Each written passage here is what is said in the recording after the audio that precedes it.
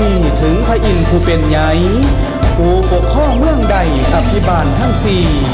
ว่าโมล่านังสัวหายนางนั่นข่าผัวพระอินทร์เพิ่นจังใดลงมาในโลกามาเบิ่งนางโมล่าผู้สัวซ่าเอาหาย